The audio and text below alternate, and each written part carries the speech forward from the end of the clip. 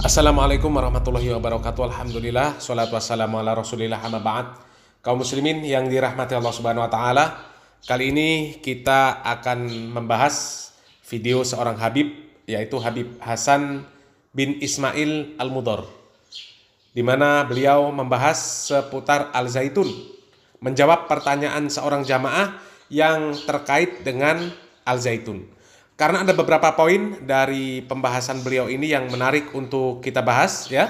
Jadi kita langsung saja simak videonya. Pertanyaannya adalah bagaimana menyikapi tentang yang lagi viral, Ustadz, yaitu ada satu pondok yang sholatnya campur laki perempuan nih, Ustadz nih.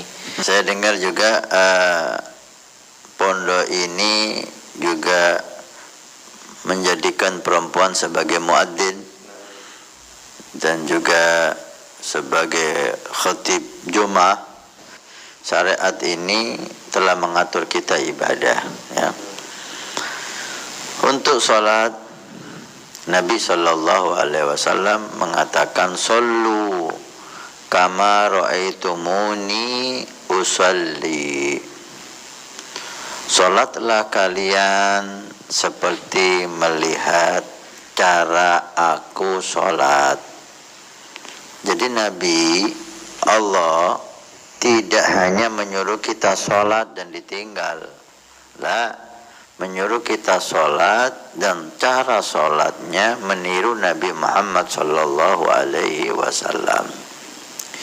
Nabi sholat subuh 2 rakaat, maka anda harus sholat subuh 2 rakaat. Nabi sholat pakai ruku, baca Fatihah, maka anda juga seperti itu. Kalau tidak, maka tidak diterima, walaupun anda nyatakan diri anda sholat. Karena ibadah itu diterima mengikuti syariat Nabi, benar menurut syariat, dan yang kedua ikhlas. Sudah betul apa yang dikatakan oleh Habib Hasan bin Ismail Al-Mudhor, bahwa tidak mungkin Allah dan Rasulnya ketika memerintahkan kita untuk melakukan sebuah ibadah, kemudian diserahkan kepada kita kaifiyahnya, caranya. Semuanya sudah diajarkan dan dicontohkan oleh Rasulullah SAW. Bagaimana aturan untuk membuang hajat, bagaimana bersuci, toharoh, apa yang boleh dan tidak boleh untuk dipakai bersuci, bagaimana menikah, siapa saja yang boleh dan tidak boleh dinikahi, bagaimana tidur, bagaimana sholat. Itu diajarkan semuanya. Diajarkan semuanya. Bagaimana beribadah di dalam kondisi normal, kemudian bagaimana beribadah di dalam kondisi darurat, itu juga diajarkan. Sholat tidak mampu dengan berdiri, maka dengan duduk atau berbaring. Tidak ada air untuk bersuci, bisa tayamum. Ketika musafir, sholat bisa dijamak, dikosor. Jadi lengkap. Bagaimana bersolawat itu diajarkan, bagaimana sholat itu diajarkan, bagaimana mengurus jenazah itu diajarkan, bagaimana mendoakan mayat diajarkan. Semuanya kita tinggal mengikuti, tidak boleh membuat cara sendiri. Dan betul apa yang dikatakan Habib, bahwasanya syarat diterimanya ibadah itu adalah yang pertama ikhlas, dan yang kedua harus sesuai dengan syariat, sesuai dengan yang dicontohkan oleh Rasulullah SAW, yang disyariatkan oleh Nabi. Kalau membuat perkara-perkara yang tidak ada contohnya, maka Rasulullah SAW mengatakan itu tertolak. Seperti perkara yang diada-adakan di Al-Zaitun, dan juga banyak dilakukan oleh kaum muslimin. Nabi bersabda, khairu sufufir rijal awwaluha wa khairu sufufin nisa akhiruha. Sof bagi laki-laki yang paling afdol itu sof pertama langsung di belakang imam. Ini sof yang paling afdol. Sof yang paling bagus bagi perempuan adalah akhirnya. Di zaman Nabi, kita sholat disuruh ikut Nabi. Gimana Nabi sholat? Nabi Muhammad di depan imam, di belakang sahabat laki-laki. Selesai sahabat, belakangnya sahabat ini baru perempuan. Maka sebaik-baiknya sof perempuan, sof yang paling belakang. Jangan perempuan itu memilih sof yang paling depan sehingga lebih dekat dengan laki-laki. Sof perempuan yang paling depan, otomatis sof paling dekat dengan laki-laki. Hindari itu. jauhkan dirimu dari laki-laki dalam sholat itu yang bukan mahram ya. Maka hendaknya saf Anda di belakang. Baik. Saf laki-laki paling depan, jangan paling belakang. Kenapa? Dekat sama perempuan nanti. Jika Nabi mengatur saf sedemikian rupa, kemudian dijadikan saf sholat itu laki perempuan jadi satu, laki perempuan, laki perempuan, laki perempuan. Ini ujian Eptanas. Anda sholat ini niru siapa gitu loh. Loh, apakah sholatnya nggak sah Ustaz? Kita nggak bicara sah nggak sah. Kalau tentang sah nggak sah, selama sholat Anda tidak batal, syarat sahnya itu memenuhi syarat, sholat Anda sah. Tapi apakah ini cara sholat Nabi Muhammad? Gitulah. Kaum muslimin yang dirahmati Allah Subhanahu wa taala, salah satu hal yang seharusnya ini tidak disampaikan oleh tokoh agama, oleh para ulama, adalah mengatakan bahwa sholat Id di Al-Zaitun itu sah-sah saja. Shafnya renggang, campur baur antara laki-laki dan perempuan, shaf perempuannya di depan, bahkan ada orang kafir di shaf depan, pas di belakang imam. Maka mengatakan sah-sah saja itu berbahaya bagi orang awam. Sah artinya tidak masalah. Karena sah. Mau dimasalahkan apanya kalau sah? Sehingga ketika ada yang melakukan seperti itu lagi, maka tidak akan ada yang mengingkari. Karena sah. Dan itu bukan bentuk hikmah di dalam berdakwah ketika menyampaikan itu sah-sah saja. Ya. Di dalam sebuah hadis, Rasulullah SAW pernah mengatakan kepada sahabat Mu'az bin Jabal radhiyallahu anhu, "Ya Mu'az, atadri ma haqqullahi 'alal ibad wa ma haqqul ibadi 'alallah?" Qultu, "Allahu wa rasuluhu a'lam."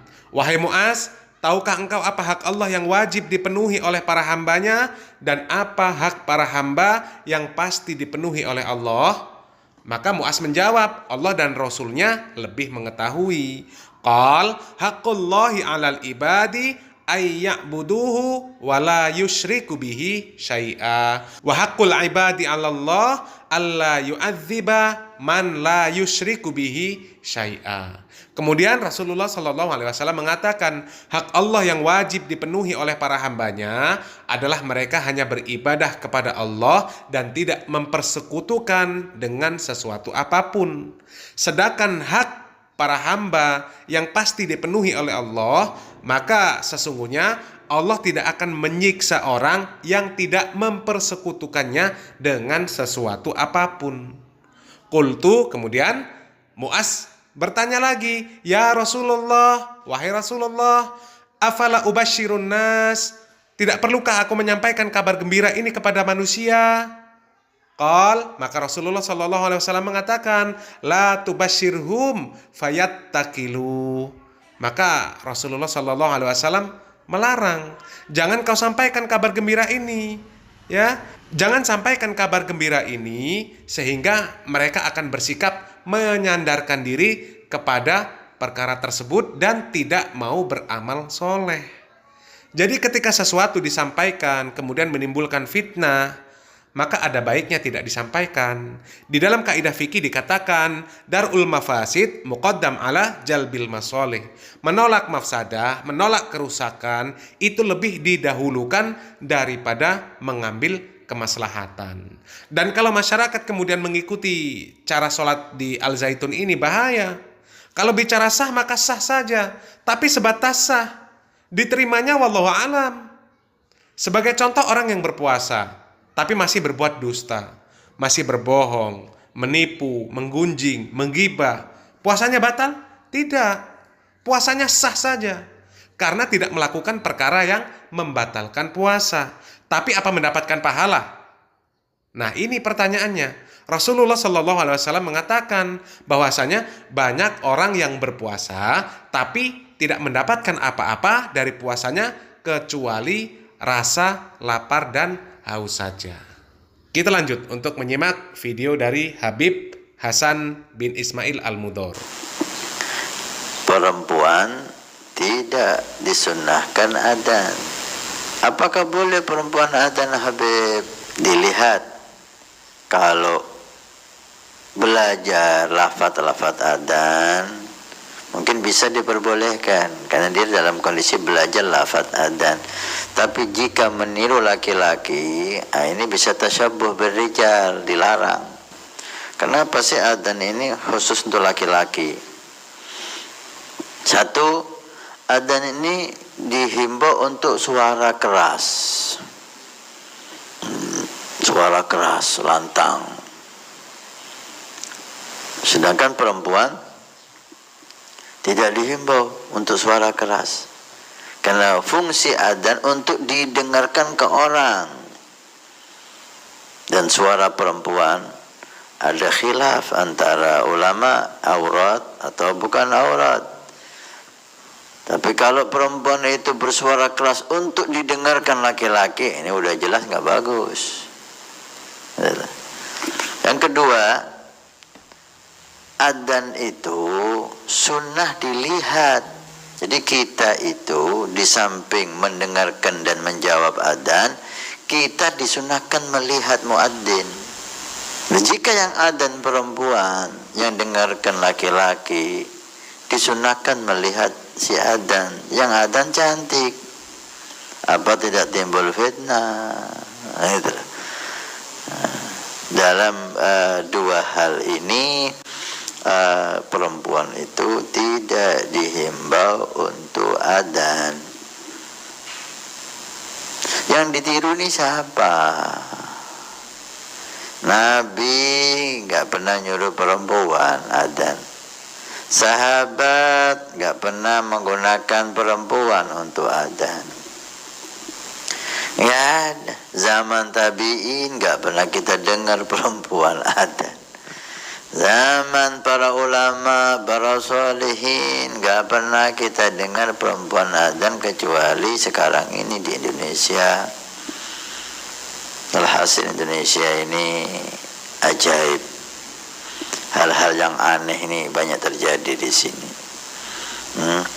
Karena itu perlu MUI, Nahdlatul Ulama mendekati dan memberi argumen apa alasannya apa gitu loh. Kenapa Anda menyuruh santri perempuan adzan? Khutbah sama dengan adzan. Khutbah itu sunnah lantang. Khutbah itu sunnah dilihat yang khotib. Nah, kalau khutbah perempuan diperdengarkan suaranya di depan laki-laki, kemudian disunnah dilihat oleh laki-laki karena dia khatib, kan tidak tepat ini udah gitu loh. Apa alasannya itu untuk apa? Kaum muslimin yang dirahmati Allah Subhanahu wa taala, nasihat dari Habib ini sebenarnya maknanya cukup dalam. Kalau memang diresapi, maka orang-orang aswaja ini malu seharusnya. Meskipun beliau membahas muazin dan khatib wanita yang digagaskan oleh Al-Zaitun, tapi kena juga kalangan aswaja. Dikatakan Habib tersebut bahwa wanita itu suaranya aurat. Meskipun terjadi khilaf, ya, apakah suara wanita itu aurat atau bukan. Kemudian azan itu harus diteriakkan dengan suara yang lantang. Kalau wanita bersuara lantang untuk didengar laki-laki, ini jadi fitnah. Meskipun ada khilaf, ya, ada khilaf. Apakah suara wanita itu aurat atau bukan? Kemudian ada kesunahan bagi kaum muslimin untuk memandang muazin dan khatib ketika mereka sedang azan atau berkhutbah. Ini kalau wanita yang dipandangi, ya, kalau khatib dan muazinnya wanita, kemudian dipandangi banyak laki-laki, ini bahaya.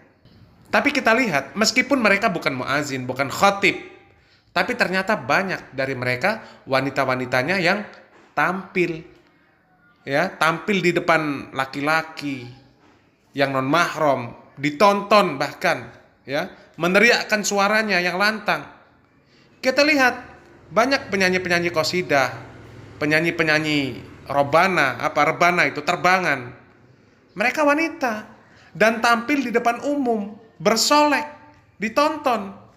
Jadi apa bedanya dengan Al-Zaitun? Ini menjadi poin yang harus direnungkan, yang harus direnungkan oleh orang-orang aswaja. Jadi ikutilah syariat yang benar yang diajarkan oleh Rasulullah Shallallahu Alaihi Wasallam. Jangan mengikuti hawa nafsu. Allah Subhanahu Wa Taala mengatakan, "Qul in kuntum tuhibbunallaha fattabi'uni yuhibbukumullah wa yaghfir lakum dzunubakum wallahu ghafurur rahim." Katakanlah wahai Muhammad, kalau kalian benar-benar mencintai Allah, maka ikutilah aku. Niscaya Allah akan mengasihi dan mengampuni dosa-dosa kalian, dan Allah Maha Pengampun lagi Maha Penyayang. Wallahu a'lam bishawab. Semoga bermanfaat.